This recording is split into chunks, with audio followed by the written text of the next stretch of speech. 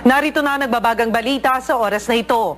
Natupok ng sunog ang isang imbaka ng plastic sa Tandansora, Quezon City kanina. Sa imbestigasyon ng Bureau of Fire, nagmula ang apoy sa unang palapag ng warehouse. Isang volunteer ang nasugatan. Inaalam pa rin ang sanhi nito at ang halaga ng ari-ariang natupok ng apoy.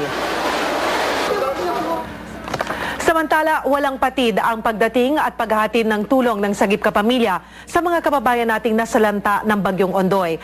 Kamustahin po natin ang Sagip Kapamilya Center sa ELJ Center Road kay ABS-CBN Foundation Chief Mistina Monzon Palma. Mistina? Okay, maraming salamat, Cheryl. Totoo yan, hindi yata napapagod ang ating mga volunteer dito. Kasama na rin ang ating mga empleyado ng ABS-CBN Sagip at ng ABS-CBN Broadcasting.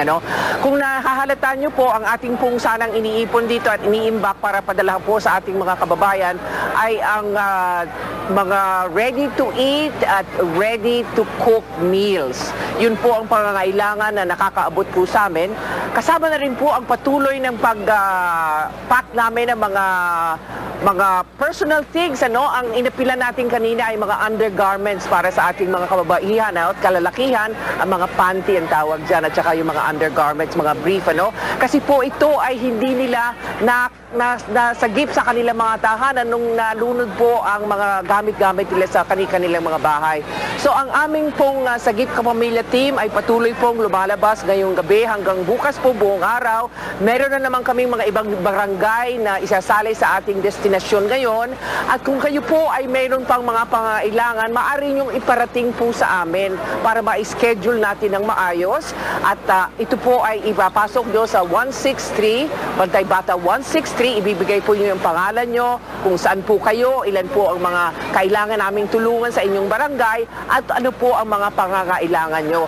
At sa madaling panahon ay amin pong bubuin ang aming mga team na pupunta sa iba't ibang lugar. Bukas po, maagang maaga, meron po tayong 4 na barangay sa pakikipagtulungan ng Philippine Medical Association at ng Sanofi. Pupunta po kami sa mga barangay sa Marikina at sa Pasig para po magbigay ng medical mission sa tulong ng mga doktor na volunteer at mga dentista as well at mga medical products na binigay sa atin ng ating mga nakikibahagi dito sa Sagip Kapamilya. So yun lamang po, maraming salamat at makikita po tayo muli bukas ng umaga sa Umagang Kay Ganda. Cheryl? Maraming salamat, Mistina Monzon Palma ng Sagip Kapamilya.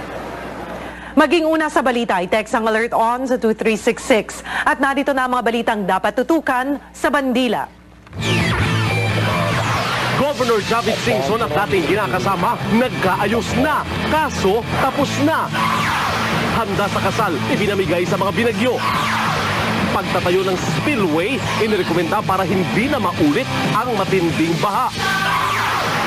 At ang latest sa bagyong Pepeng, tutukan sa Bandila.